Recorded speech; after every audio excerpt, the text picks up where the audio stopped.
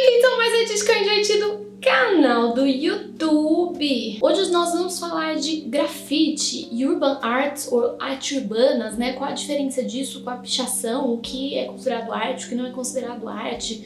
São questões muito polêmicas, mas nós vamos discutir um pouco isso hoje, pensando também na história desse movimento, na história desse tipo de arte. Se vocês ouviram os barulhinhos, é porque a coleira dessa pessoa que tá participando da gravação hoje está fazendo barulhinho, tá, gente? A gente tem, então, a palavra grafite, que pode ser usada na maneira americanizada, né, com 2 Fs. A gente tem o grafite, como muitas vezes é usado em português. Tem o grafito, como às vezes é usado em português. E todas essas palavras, né, vêm de uma palavra em italiano, que seria então sgraffio ou grafito ou sgrafito, algo no sentido de rabiscado, riscado. E essa prática de, tipo, rabiscar, essa vontadezinha que a gente às vezes tem na escola, né, rabiscar a carteira, quem nunca rabiscou uma carteira, mesmo que fosse de lápis, isso vem já no ser humano desde a pré-história. Então a gente tem, por exemplo, em ruínas romanas já foram encontrados uma espécie, né, de uns rabisquinhos ali em espaços públicos, em igrejas medievais, em prédios, ruínas, né, maias. Então essa coisa de sair rabiscando aí, muitas vezes onde não pode, o ser humano sempre teve. Então, chegando mais perto do nosso tempo, né, chegando mais perto do presente, a gente tem no século XX, que na Europa e nos Estados Unidos, essas marcas, né, esses rabiscos na parede, esses símbolos nas paredes de lugares públicos, símbolos que você não podia riscar com a parede, o pessoal vai lá, risca, era usado durante uma grande parte do século XX por gangues. Então, para determinar, ó, aqui é meu território, gangue inimiga não entra aqui, para homenagear membros mortos e coisas desse tipo. Aí, com o tempo, foi surgindo realmente formas de fazer arte nesses espaços públicos, né, que inicialmente não era permitido, então esse espírito transgressor, e daí começou-se a realmente fazer verdadeiras obras de arte, usando os mais diversos materiais. Então começou-se a realmente fazer verdadeiras obras de arte, pinturas de muita qualidade e tal. Isso já acontecia bastante nos anos 70, não só nos Estados Unidos, né, que Nova York ficou muito famoso por ser o lugar que o grafite acabou sendo muito forte inicialmente e muito aceito pelo meio da arte já inicialmente, mas em São Paulo já acontecia isso, no México, em vários lugares tava rolando aí essa tendência. Em 75, em Nova York, já tinha tido a primeira exposição desse tipo de arte, chamada Artist Space. E daí, nos anos 80, realmente, vários artistas começaram a entrar em grandes galerias, ser representados por grandes galerias, se tornaram queridinhos do mundo da arte. Então, a gente tem 2 nomes muito fortes da arte contemporânea, que é o Basquiat, que muita gente conhece por ele ter trabalhado com o Andy Warhol, mas muito além disso, né, ele foi um artista muito importante. E o Keith Haring, que resgatava a arte da pré-história, né, se dizia aí influenciado pelos pintores, pelos criadores aí da pré-história, porque é meio estranho dizer artistas, porque na época não tinha essa ideia de arte, mas aí pelas pessoas que criavam essas imagens na pré-história. Então ele queria colocar isso na arte dele. E desde então, os artistas do grafite, né, das artes urbanas, de urban arts, ganharam aí o mundo da alta arte contemporânea, né, que estão em galerias importantes, em feiras importantes pelo mundo, várias obras que valem muito dinheiro, e não só ficam mais nas paredes, né, nesses lugares que não pode. Então, acabou-se também tendo uma aceitação pela sociedade, tem muitas paredes, né, que eles são convidados para pintar, são pagos, que o governo autoriza, né, então esse espírito transgressor ele ainda existe, mas em menor medida, porque essa forma de arte foi aceita pela sociedade, foi aceita pelo mercado da arte.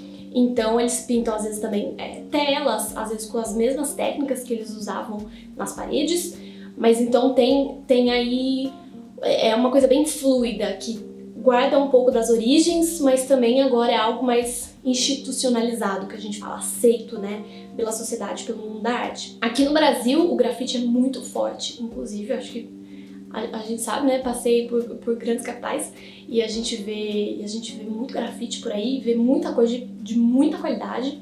E a gente tem vários artistas brasileiros que são reconhecidos pelo mundo, pela sua arte, né, pelo grafite. Só citando poucos exemplos, tem Gêmeos, tem o Cobra, que faz aqueles retratos de quadradinhos coloridos, que eu super adoro. Tem um monte de artistas aí brasileiros que são muito conhecidos internacionalmente. No Brasil, inclusive, já em 87, o grafite ganhou um espaço na Bienal de Arte de São Paulo, um espaço aí para ser feito, um muro, pelo que eu entendi, para ser feito esse tipo de arte. Ou seja, é algo que bastante tempo, mesmo aqui no Brasil, já foi aceito pelo mundo da arte. E hoje em dia é bem interessante um artista que é muito polêmico também, porque ele vive aparecendo aí nas manchetes por diversos motivos, ele chama Banksy, mas esse não é o nome dele. Esse é uma espécie de pseudônimo. Ele apareceu na Inglaterra, simplesmente não se sabe quem é o cara. Ele é muito conhecido por fazer arte em vários lugares públicos, né? Tipo, lugares que não tem autorização, ele vai lá e rabisca, faz uns stencils e tal. Então, às vezes o stencil é o que tem um molde pronto, né? Você leva um pedaço de papel ou de plástico, sei lá, cortado uma figurinha e daí você só passa um spray por cima. Então é bem rapidinho pra você colocar aquilo ali. Ele faz várias obras que criticam a sociedade, o consumismo e tal, e ninguém sabe quem é ele até hoje. E já tiveram várias controvérsias, ele é um artista muito importante, tem obras vendidas em leilão. Recentemente ele vendendo uma obra num leilão, daí de repente no meio do leilão a obra começou a se destruir pela metade, como se estivesse saindo de um picador de papel.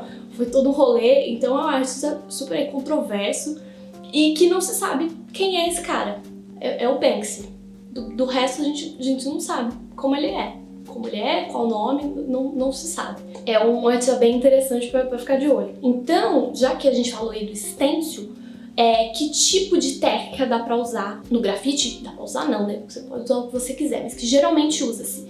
Sempre fala-se do spray, que desde 49 surgiu aí como tinta de radiador, né, de carro mesmo, de automóveis, né, veículos automotivos.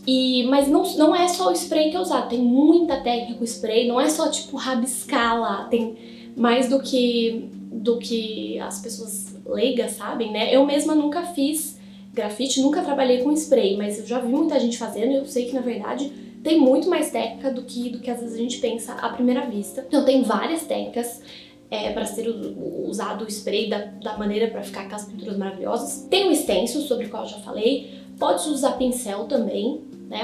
Uma coisa mais próxima do tradicional da tela. Pode usar giz, carimbos, tem aí possibilidades infinitas, né? Mas esses são os tipos principais de técnicas que são usadas. O grafite, desde o início, se aproximou muito da pop art, né?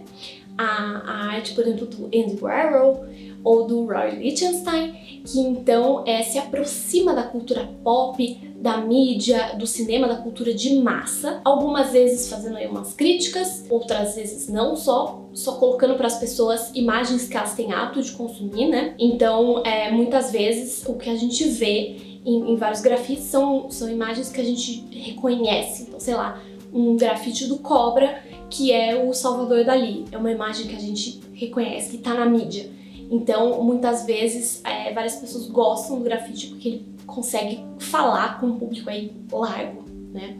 Muitas vezes o grafite colorido, então dá pra falar aí com um público largo. E daí a gente tem, finalmente, essa polêmica aí de o que é considerado arte e o que é considerado pichação, o que é considerado vandalismo. Então, fala-se em pichação quando é realmente assim, sei lá, você foi lá e só rabiscou uma coisa, sei lá, com spray, com tinta, não importa o que. Então, seria algo que não tem um estilo próprio, né? Então, não é um artista que tem um estilo próprio, que tá fazendo ali uma imagem, uma coisa visual, né? Não precisa ser nem figurativo, pode ser abstrato, mas que não tem essa intenção até estética, de certa forma, né? Que não tem um estilo próprio, é só algo que foi ali rabiscado. E muitas vezes a pichação, né? Ou essa coisa do vandalismo, de sair rabiscando por aí sem objetivos artísticos, muitas vezes o grafite foi isso também, mas sobretudo a pichação é vista então como um grito aí das classes menos favorecidas, das periferias e tal.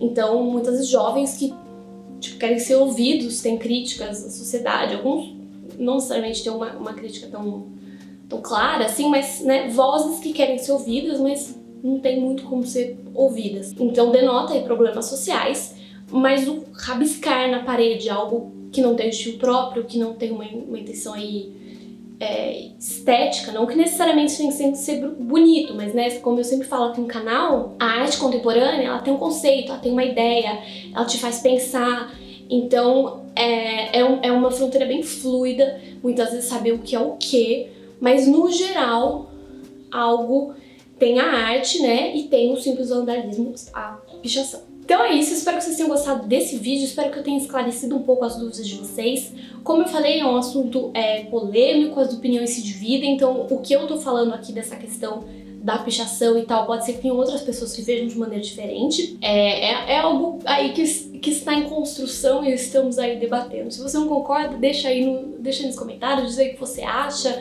ou se concorda, quer acrescentar alguma coisa, deixa aí. Então é isso, beijinhos e até a próxima!